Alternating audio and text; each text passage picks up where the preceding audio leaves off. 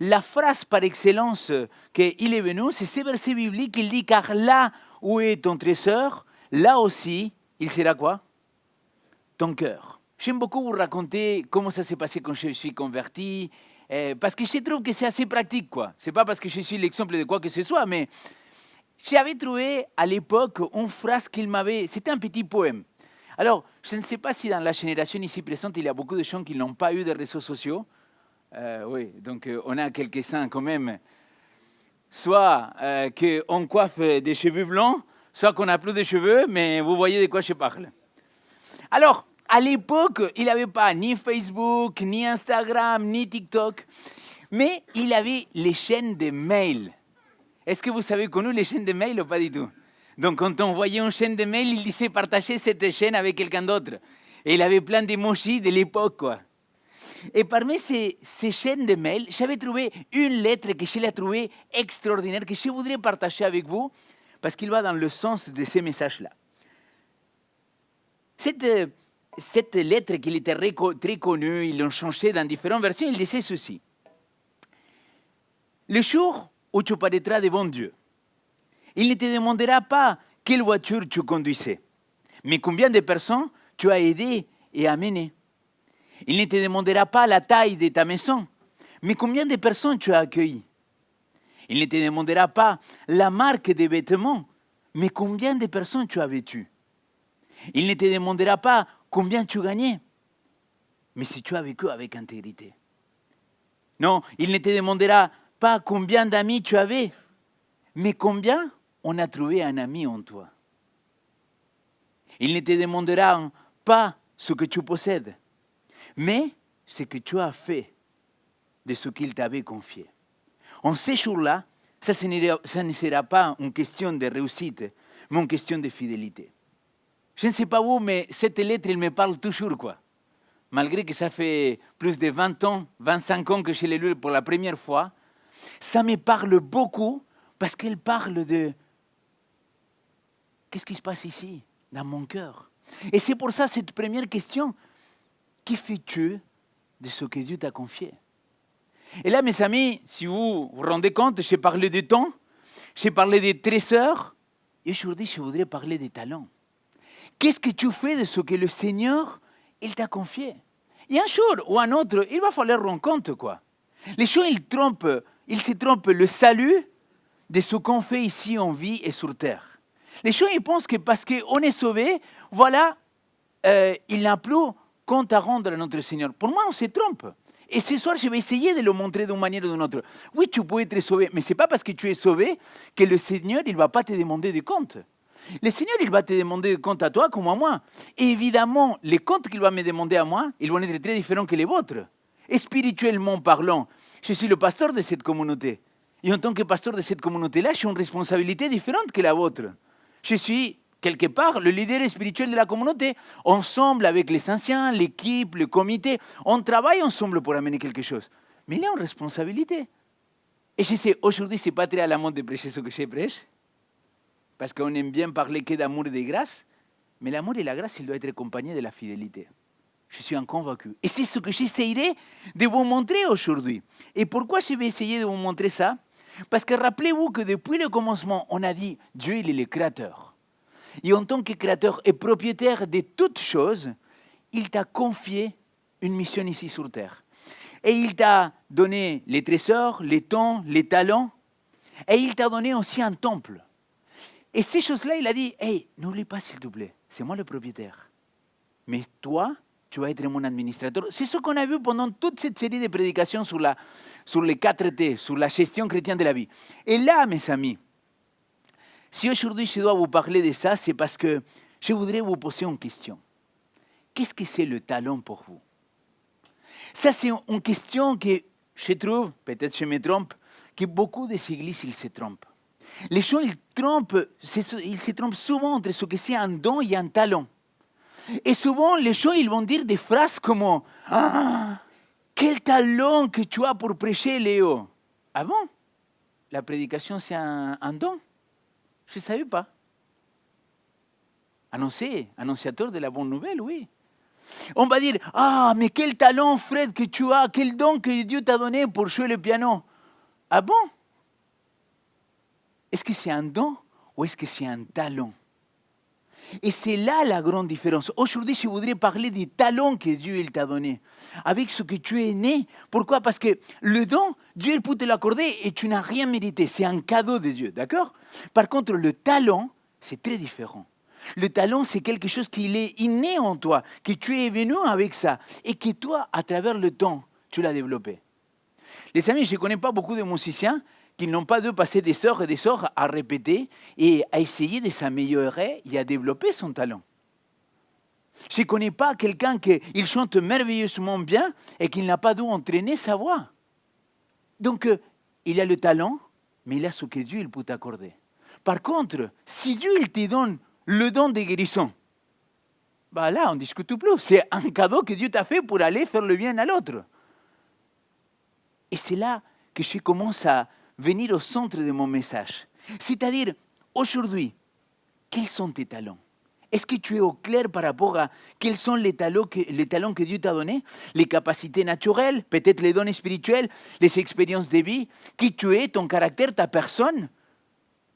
Est-ce que tu es au clair quels sont les talents que Dieu il t'a confiés? Parce que si tu es son administrateur et lui, il est le propriétaire, ça veut dire qu'il t'a confié un talent, qu'il t'a donné quelque chose. Et là, aujourd'hui, je voudrais parler d'une parabole qui parle des talents. Et cette parole-là, elle se trouve dans l'autre côté de l'évangile de Matthieu. On a commencé en étudiant le premier discours de Matthieu, le sermon de la montagne. Et là, on va aller voir le 5e discours de la montagne. Et dans ce 5e discours, vous savez de quoi il parle?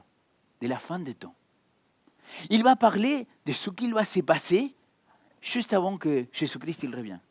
On va lui poser la question comment sera dans la fin des temps. Chapitre 24, il va donner toute une théologie, il va expliquer, et à partir de là, fin du chapitre 24 et chapitre 25, il va donner plein de paraboles pour pouvoir comprendre, pour pouvoir discerner comment ça va se passer à la fin des temps. Vous m'avez suivi jusqu'à maintenant? Oui ou non? Vous êtes sûr, vous m'avez suivi? Ok, je ne sais pas. Mais là maintenant, quand je vais vous lire, vous allez voir comment vous allez vous réveiller.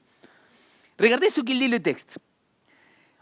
Au chapitre 25, verset 1, c'est la parabole des 10 vierges. Et il dit, alors le règne des cieux sera comme. Et là, au verset 14, il va prendre la 12e parabole. Et dans cette 12e parabole, il dit, il sera comme d'un homme qui, sur le point de partir en voyage, appela ses esclaves. Petite parenthèse, le mot esclave ici, dans d'autres traductions, il est traduit par serviteur. Peu importe, on s'en fiche. Ce qui est important, c'est qu'il y a un maître, quelqu'un qui dirige ta vie, comme on l'a vu. Personne ne peut servir deux maîtres. Soit tu sers maman, soit tu sers Dieu. Mais tu ne peux pas servir deux en même temps. Et donc là, il revient sur cette notion-là des maîtres et des serviteurs, des doulos, des esclaves, si tu veux. Et là, il dit, et il va les confier des biens. Tu vois, on revient à cette notion et à ces principes bibliques. Dieu, il est créateur, Dieu, il est propriétaire de tout, il va te confier quelque chose. Et maintenant, qu'est-ce que tu fais avec ce qu'il va te confier? Et là, on est 100% dedans.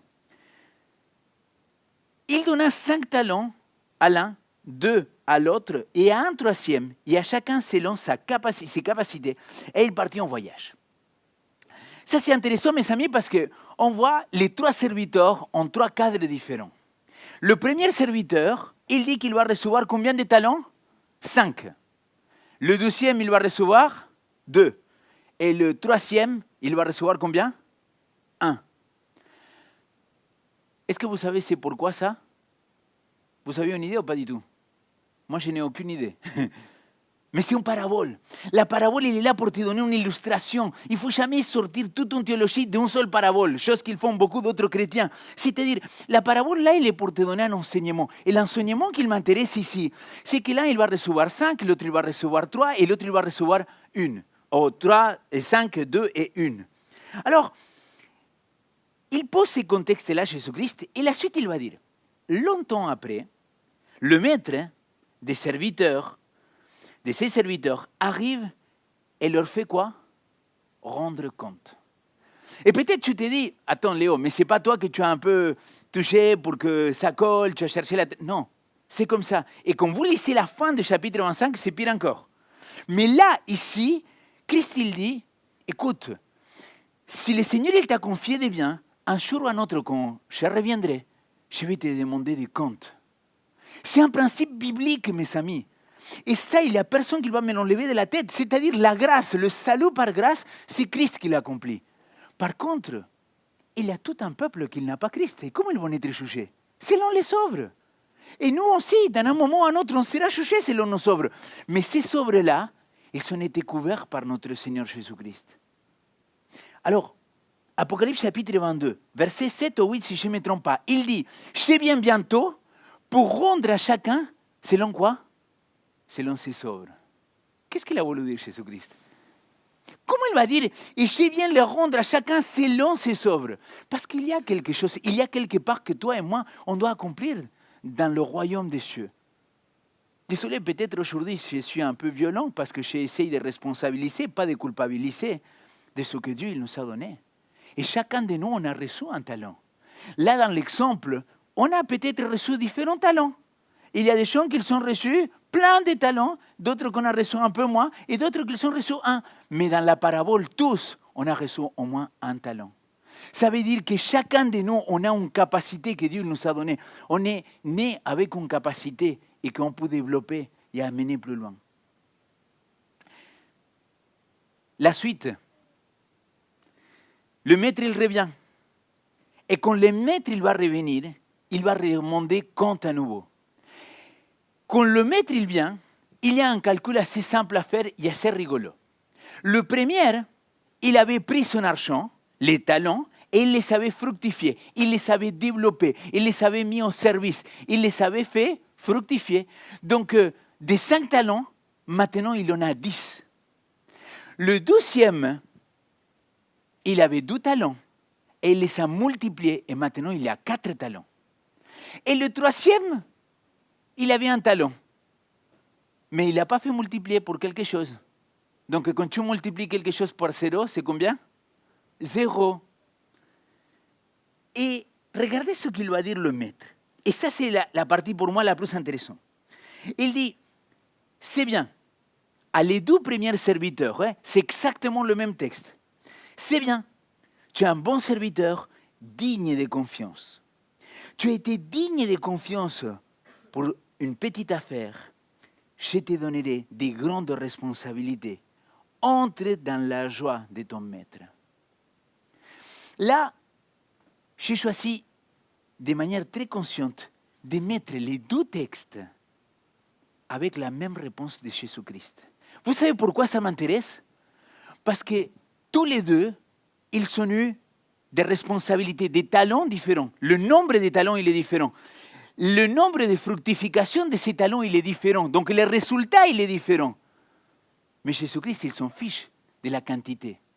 Ce que Jésus-Christ s'intéresse, c'est le cœur. Et là, il est dit, tu as été digne de confiance. C'est-à-dire, je ne me suis pas trompé de te confier ces talents-là. Je ne me suis pas trompé de te donner ces temps-là, de te donner ces trésors-là. Pourquoi? Parce qu'il y a quelque chose que tu dois développer. Et là, sans aucun doute, c'est un de mes textes qui m'a le plus touché dans mon ministère pastoral, mais même avant que je sois pasteur. J'avais compris que la fidélité à Christ, il ne commençait pas par des grandes œuvres, des grandes choses. Ça commençait dans les petites affaires. Et ça, c'est un de mes textes qui me touche le plus. Parce que si je ne suis pas capable d'être fidèle à Dieu et de mettre tout mon cœur pour servir Dieu, avec les petites affaires, je suis désolé, mais tu ne pourras faire pas des grandes choses, quoi. Ça, c'est une réalité. Et tant que tu n'es pas au clair par rapport à cette réalité spirituelle, tu vas te tromper. Parce que la vérité, c'est que le Seigneur, il te rendra compte. Il te demandera compte. Toi et moi aussi, de qu'est-ce qu'on a fait avec ce que lui il nous a confié. Est-ce qu'on a multiplié ces talents-là? Est-ce que je les fais fructifier? Ou est-ce que je les caché? Est-ce que je me suis dit, ce n'est pas le bon moment pour mettre à service tout ça. C'est mieux que je le mette à part. Je vais le cacher quand même. Parce que c'est exactement ce qu'il va faire le 3e. Vous voulez savoir qu'est-ce qui va se passer avec le 3e? Regardez en combien de lignes il est résumé les deux premiers serviteurs. Vous allez voir tout ce qu'il va dire et le dialogue qu'il va avoir avec le troisième. La première partie, il dit, celui qui avait reçu qu'un talent va ensuite et dit, Maître, je savais que tu es un homme dur. Tu moissonnes où tu n'as pas semé et tu récoltes où tu n'as pas répondu. J'ai eu peur. Et je suis allé cacher ton talent dans la terre. Le voici, prends ce qui est à toi. Je vais vous poser une question, peut-être que ça vous choque ou pas. Est-ce que ce serviteur-là, il a fait quelque chose de mauvais? Est-ce qu'il était dans le péché? Est-ce qu'il a volé? Est-ce qu'il a dit, non, ces talons-là, ils m'appartiennent, il n'est plus à toi? Il dit, non, c'est à toi. Vous êtes d'accord avec moi qu'en comparaison avec plein d'autres textes bibliques, ce que ce serviteur il a fait, c'est rien de grave, quoi. Il a dit, écoute, je prends ces talons-là et je le cache, et quand tu reviendras, je te le redonne à toi. Mais je ne veux pas le multiplier. Je ne veux pas le mettre au service. Mais le problème, ce n'est pas qu'il a bien fait ou mal fait, qu'il a péché ou pas péché. Vous savez quel est le problème? Le cœur, les amis. Et je m'explique pourquoi je dis que c'est le cœur. C'est la vision que tu as de Dieu. Il va déterminer comment tu t'engages dans la mission. Je répète, je reformule, non, je répète exactement la même phrase. La vision que tu as de Dieu, comment tu vois Dieu, il va déterminer la manière dans laquelle tu accomplis la mission de Dieu, dans laquelle tu t'engages avec Dieu. Parce que si tu as la vision d'un Dieu qu'il est méchant, qu'il va s'aimer et qu'il va moissonner là où il n'a pas semé, qu'il va récolter là où il n'a pas répondu, tu vas avoir peur d'un Dieu pareil. Et donc la manière dans laquelle tu sers, c'est la manière dans laquelle tu vois Dieu. Comment Dieu se manifeste dans ton cœur. Si toi, tu te dis, non, je ne veux pas montrer ça, non, je ne veux pas donner ça, non, j'ai peur que les gens ils me jugent, j'ai peur qu'ils vont rigoler de moi, j'ai peur que finalement, je ne vais pas être à l'auteur, j'ai peur d'être devant Dieu et parler de sa part parce que finalement, je n'ai rien à dire, qui suis-je, moi? Si tu rentres dans cette dimension-là, c'est que tu n'as pas compris qui est Dieu.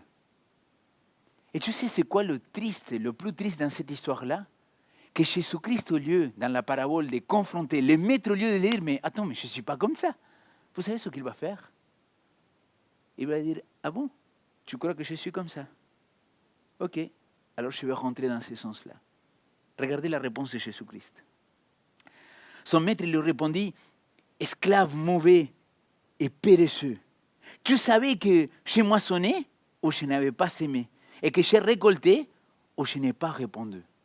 Vous voyez ce qu'il est en train de faire Jésus? Il dit, ah, tu penses que je suis comme ça? Tu penses que le maître, il est comme ça? Alors tu sais quoi? Je vais faire exactement ce que tu dis que je suis. Et là, il va lui dire, alors, tu aurais dû placer mon argent chez les banquiers.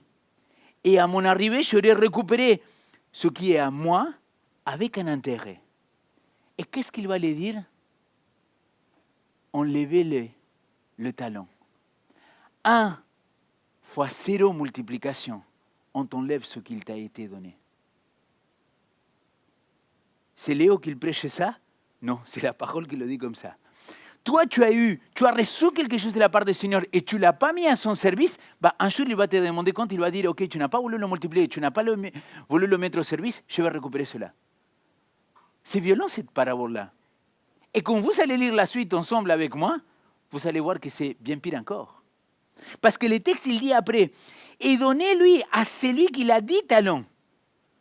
Mystère pour moi, c'est partie du texte. Mais je continue. Car on donnera à celui qui a, et il sera dans l'abondance. Mais à celui qui n'a pas, on enlèvera même ce qu'il a. Et l'esclave inutile, donc le troisième, chassez-le dans les ténèbres dehors. C'est là qu'il aura le pleur et les grands sements dedans. Ce n'est pas un texte de l'Ancien Testament, je suis d'accord avec vous, c'est brutal, c'est violent, mais c'est la parole du Seigneur. Donc, je fais quoi aujourd'hui? Est-ce que j'essaye de dire, Ouais, mais là, tu vois, c'est la parabole, c'était un peu violent, c'est pas ce que Jésus-Christ il a voulu dire. Dans le texte en grec, il dit, non, mon ami, le texte, il est cru comme ça, il est violent, quoi. C'est ça la réalité. J'ai fait quoi de ces textes-là maintenant? Parce que moi, je suis à la même place que toi. Toi et moi, on doit rendre compte à Dieu. Et dans la parole, il dit, c'est lui qui n'a pas fait fructifier son talent et qu'il a voulu le cacher, alors pauvre de lui. Pauvre de lui parce que le peu qu'il avait, on va le retirer. Et le pire de tout, c'est qu'il y a une dimension spirituelle. Et tu sais pourquoi? Parce qu'il y a un problème de cœur, mon ami. Parce que personne ne peut servir du maître. Parce que personne, il peut avoir deux priorités dans sa vie. Quand je dis deux priorités, le Seigneur et maman. Tu ne peux pas vivre dans ce monde-là, chercher tout ce que le monde te propose et laisser Dieu dans le deuxième tour. C'est ça que toute cette série, il parle de dire, mets Dieu à la première place. Cherche d'abord le royaume des cieux et tu verras comment tout le reste, il surviendra par surcroît. Pourquoi? Parce que tu te mets dans cet état d'esprit de dire pourquoi je suis en train de servir. Quel est le but des services que je veux développer? Et là, mon ami, je vais te parler de quelque chose que parfois ça me brise le cœur. Tu sais, mon ami Eric, il a commencé à venir à Vivo, ça fait très longtemps en arrière. Et tu te rappelles, Eric, à l'époque, à Vivo, on était dans un autre local. Chaque samedi qu'on arrivait, on devait tout monter. Et chaque samedi, on devait tout démonter. Et chaque fois qu'on venait, j'ai posé les lumières et j'ai réglé tout au centimètre près, pas à millimètre. Et Eric, une fois, il vient me voir et me dit, Léo, tu sais ce qu'il m'étonne? Il me dit, quand même, tu ne veux pas que les choses ne soient pas cadrées, tu veux que soit tout bien en ordre. Tu n'es pas un peu... Hein, t'es pas un peu suisse-allemand? Pardon, les Suisses-allemands. Et je ne sais pas si tu te souviens, Eric, à l'époque, je l'avais répondu, tu sais, mon ami, pour moi, on doit chercher l'excellence. Tout doit être bien, tout doit être peaufiné, tu dois être dans le détail près. Peut-être que ce n'est pas pour le goût de tout le monde, mais nous, on essaie de donner notre cœur et de mettre l'excellence dedans. Si je te raconte ça, c'est pour te dire à quel point, quand tu viens servir Dieu, tu mets ton cœur. À quel point aujourd'hui tu es en train de cacher ces talents-là. Et moi, je te dis, au nom de Jésus-Christ, sors ces talents-là et va le faire fructifier quelque part. Je te parle des talents, que ça peut être dans le service, dans l'enseignement, dans l'encouragement, dans la guérison. Je n'en sais rien quels sont les talents, les dons que Dieu t'a accordés dans ta vie. Mais comment tu vas les sortir et les mettre là? Pour que le Seigneur, il dise, ah, voilà un serviteur fidèle. Voilà quelqu'un qui est digne de confiance. Tu sais quoi? Parce que tu as été fidèle dans mettre les chaises et être tout soigneur comme ça, même si c'est une chaise que personne au monde voit. Mais le Seigneur, il est en train de voir mon cœur, comment j'ai mis ma passion dedans. Tu es digne de confiance. Tu es mon serviteur. Et j'ai vu comment tu as mis le cœur. Et c'est de là que je suis en train de parler. Quand j'ai dit que les talents que nous avons reçus de la part du Seigneur, on doit le mettre au service de tout notre cœur. Pas parce qu'on a peur de ce qu'il pourra se passer, mais parce qu'on l'aime et qu'on veut le servir de tout notre cœur. Et chacun de nous, on a des talents différents, mes amis. Chacun de nous, on est appelé à mettre ces talents-là au service. Et c'est là que je me rends compte que l'Église, parfois, il a besoin encore de recevoir le Saint-Esprit. Vous savez pourquoi? C'est comme moi, je pense que mon talent, il est moins important que celui de l'autre.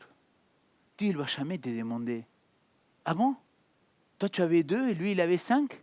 Lui, il avait 10 et toi, tu avais 2? C'est pas comme ça. Mais qu'est-ce que tu as fait de ce que je t'ai donné à toi?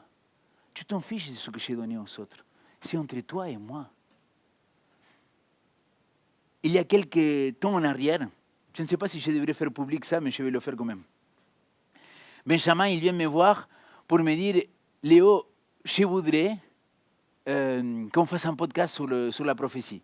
C'est quelque chose que quand on était étudiant de théologie, on était tous les deux branchés sur les sujets, on avait déjà parlé, on avait déjà discuté sur ces sujets-là. Et tous les deux, on était passionnés, de différentes manières, mais très passionnés par l'Apocalypse et Daniel. Et donc, il me dit, voilà ce que je te propose, comment ça serait ces podcasts-là. Il est là, il ne peut pas me laisser mentir, quoi. S'il n'était pas là, peut-être, vous direz, Mais il me dit, écoute, l'idée c'est comme ça, c'est que toi, tu vas être l'animateur de podcast, toi, tu me poses des questions et moi, je vais répondre à les questions. Je vais préparer les scripts, on va travailler comme ça. Moi, je dis, OK, tout de suite, on y va. Go, c'est parti. On appelle Fred et on lui dit, Fred, vas-y, on va faire un podcast qui s'appelle Chercher la petite bête, on va aller enregistrer, nanani, nanana, et c'est parti. Premier enregistrement de premier podcast de Chercher la petite bête. On sort l'émission. Vous vous rappelez que cette émission-là, à l'époque, il était carrément non visible, quoi, non répertorié. Merci beaucoup. Et je reçois un mail de quelqu'un que j'apprécie, quelqu'un que pour moi, il y a une parole à me dire. Et là, il me dit, littéralement, après plusieurs critiques de pourquoi on fait ce qu'on fait, il me dit, après c'est très bizarre que toi tu es le pasteur, que c'est toi que tu poses des questions aux laïcs. Est-ce que ce n'est pas le laïc qui doit te poser des questions à toi? Vous avez compris ou pas? Vous savez ce que j'ai répondu? Non, arrière de moi Satan. Comment amène? Vous savez pourquoi j'ai répondu ça? Parce que là, je voyais l'ennemi, à travers quelqu'un qui était, mais vraiment dans un esprit très bienveillant, venir me tenter de me dire, ah bon, c'est pas toi le pasteur? Ah bon, c'est pas toi que tu dois partager cet enseignement? Ah non, mon ami, parce que je sais les talents que le Seigneur il m'a donnés. Et donc, je ne vais pas rentrer dans la convoitise. Parce que je sais les talents qu'il a, mon ami, et je sais le don que le Seigneur il a mis dans son corps, et ce gars-là, il a un don pour l'enseignement. Et donc, pourquoi je vais dire, ah non, mais c'est moi que je dois être au début, c'est moi que je dois être là? Mais surtout pas. Mais vous voyez comment l'ennemi, il va travailler pour que ces talents-là, tu le caches. Pour que ces talents-là, tu le mets derrière, pour que tu dis, non, mais attends, mais il y a d'autres gens talentueux, il y a d'autres gens qui font ça bien mieux que moi. J'ai fait quoi alors? Va fructifier ton talent, mon ami, au nom de Jésus. Ne le cache pas. Ne te laisse pas séduire par la voix de l'ennemi qu'il vient te dire, hé, mais lui, il fait mieux que toi, ça. Pourquoi tu vas faire ça? L'ami, vous vous rendez compte de la tranquillité qu'on a ici? Pourquoi on a cette tranquillité-là? Parce que là, il y a des gens qui sont en train de servir le Seigneur avec nos enfants. Et ça, dis-moi, qui voit ça? Qui va voir ces gens-là et les disent, hey, vraiment, merci, mille merci pour tout le travail que vous faites pour nos enfants, quoi. Merci parce que vous nous permettez d'écouter le culte. Et parfois, les filles et les garçons qui sont dans le service des enfants, parfois, ils se passent 4, 5 samedis sans pouvoir venir dans un seul culte. Mais ils ne sont pas là pour dire, ah, regardez ce que j'ai fait. Ils sont là pour servir. Et je dis, Amen, Alléluia, gloire à Dieu. Parce que le Seigneur, un jour, quand il reviendra, il va les regarder et les dire, tu sais quoi? Ah, serviteur fidèle et bon à confier quelque chose. Tu as été fidèle dans des peu de choses. Maintenant, je vais te mettre sur des grandes choses. Mon ami, ne viens pas avec l'histoire que tous, on va recevoir la même chose. Non, je suis désolé, mais bibliquement, c'est un mensonge. Chacun recevra selon ce qu'il a fructifié, selon ce qu'il a mis. Relisez l'histoire de jeune homme riche, Pierre. Il va lui poser la question. Ah bon, Seigneur? Le salut, ok, c'est grâce à toi. Mais nous, on a beaucoup fait pour toi. Nous, on a quitté famille, maison. Et nous, qu'est-ce qu'on va recevoir, quoi? Et là, Jésus-Christ, la réponse, il lui dit, ouais, mais tu sais, au royaume des cieux, ça va être peace and love. Non, il va lui dire, écoute, toi que tu t'es engagé, tu vas recevoir double de tout ce que tu as donné pour le Seigneur. S'engager pour Dieu, ce n'est jamais une perte. Mettre son service, son talent au service de Dieu, c'est toujours un gain. Et ça, je suis convaincu, mes amis. La question, c'est, est-ce que tu sais quels sont tes talents? Et si tu veux les découvrir, tu peux venir me voir. Tu peux venir voir l'un des anciens. On pourrait reparler. Je ne sais pas combien de fois on a fait des séminaires, des rencontres sur les dons et sur les talents. Mais si tu ne le sais pas, viens nous voir et on pourra travailler sur ça. Et deuxièmement, mes amis, est super important.